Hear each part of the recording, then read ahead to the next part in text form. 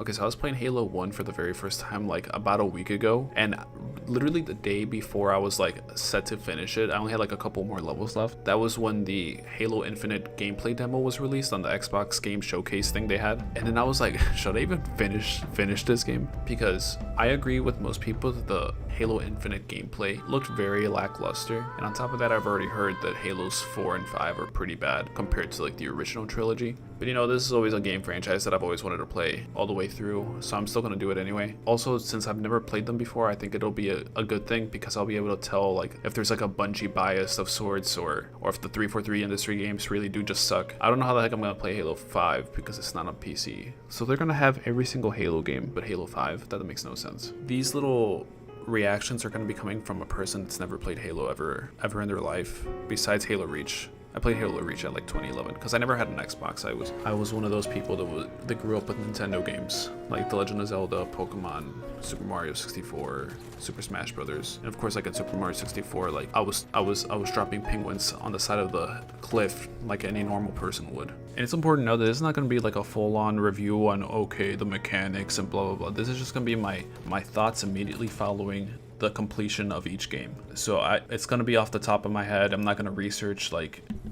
And also I think it's important for me to point out that when you look at all these reviews on the original Halo trilogy, that each one of them has a very strong bias towards the franchise, to a reason that many of these reviews are done by people that have played the game when they were children or just many years before, and they for the most part hold a bias when trying to discuss the game critically. Since I have never played them as a child or at all, besides Halo Reach is the only one I played. I want to give my personal opinions right after I finish each one of them. I'm going to be doing this for Halo 1, 2, 3, and 4. I'm not too sure about ODST, and I've already played Reach before.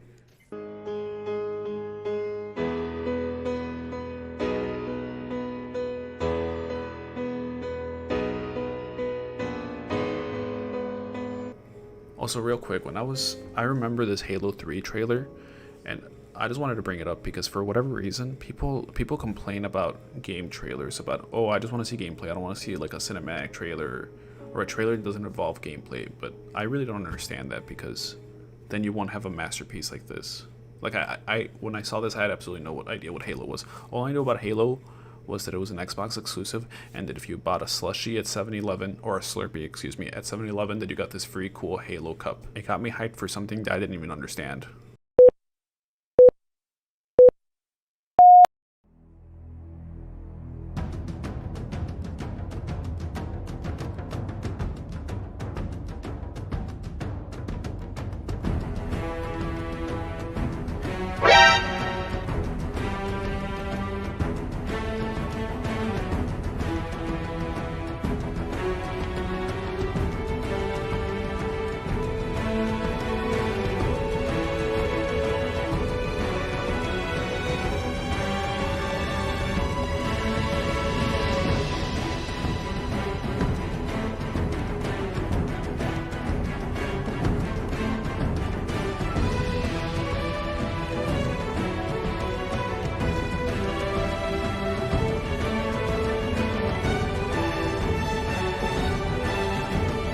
Since I really only care about the campaign, I'm just gonna get a little snippet about the multiplayer out of the way because it was irritating me. I played, I think, a total of like 4 games of Halo 1's multiplayer, and I think it is the absolute worst thing ever. I can understand that it was like the first real competitive console shooter of its time, of all time actually. But I'm gonna look at this stuff from a 2020 perspective, and it's literally terrible. There's a bunch of the spawns are all messed up.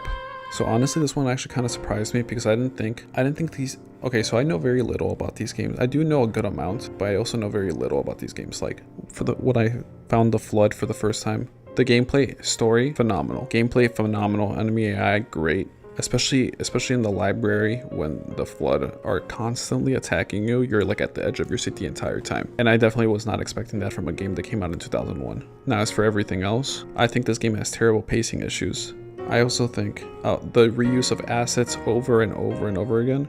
While I just praised the library, that is the perfect example of something that is terrible, because you're walking through the same like 2 or 3 rooms over and over and over again for like almost a full hour of gameplay. Yeah, it's exhilarating and everything, but at the same time it just feels very lazy. Like the second level, that breaks up the pacing so much because you gotta get in the Warhog, drive around, try to find these places. You go from straight action and the Pillar of Autumn, and then you come to a screeching halt in the Halo level. And then there's 2 levels that you just repeat. It's like you play through one level, and then the very next one, or like two later, you're basically doing the same level but just backwards. They even, with this remastered one, they have like arrows pointing to where you need to go. And in the level where it has you do it backwards, you literally have to like follow the arrows but in the opposite way. Like you don't follow the arrows. You use the arrows because you got to go opposite of where they're telling you to go. Same exact place.